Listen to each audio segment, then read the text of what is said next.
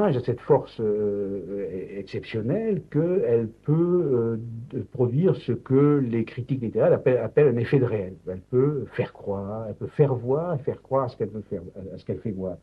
Et cette sorte de puissance d'évocation a des effets de mobilisation. Elle peut faire exister pas seulement des idées, pas seulement des images, des représentations, elle peut faire exister des groupes. Elle peut faire exister des groupes.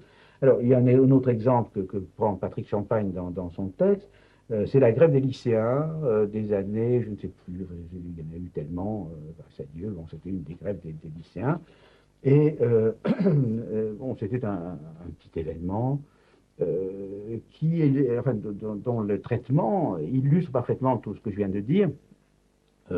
Euh, les journalistes avaient en tête 68, alors bon, est-ce que ça serait pas de nouveau 68? Si 68, il faut vraiment pas le rater. Bon, alors on commence à filmer, puis on a affaire à des ados pas très politisés, qui savent pas trop quoi dire.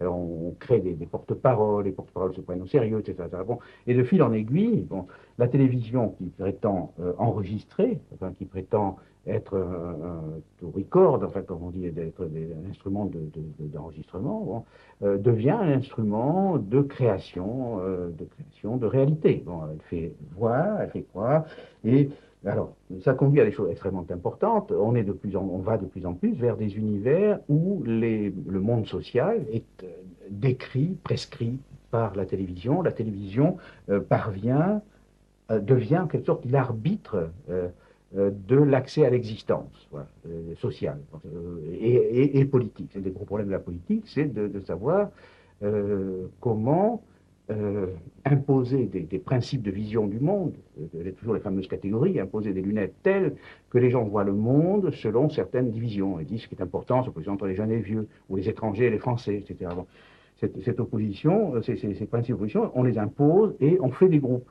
C'est ça l'enjeu. Et ces groupes se mobilisent et font convaincre de leur existence, font pression, font reculer le gouvernement, comme on dit, etc. Bon. Et dans ces luttes aujourd'hui, euh, un des choix devient faut-il manifester pour la télévision ou manifester bon, et ceux qui en sont encore à croire qu'il faut manifester, que ça suffit, bon, risquent de rater leur manifestation. Il faut de plus en plus produire des manifestations pour la télévision, c'est-à-dire des manifestations de nature à intéresser les gens de télévision, étant donné leur catégorie de perception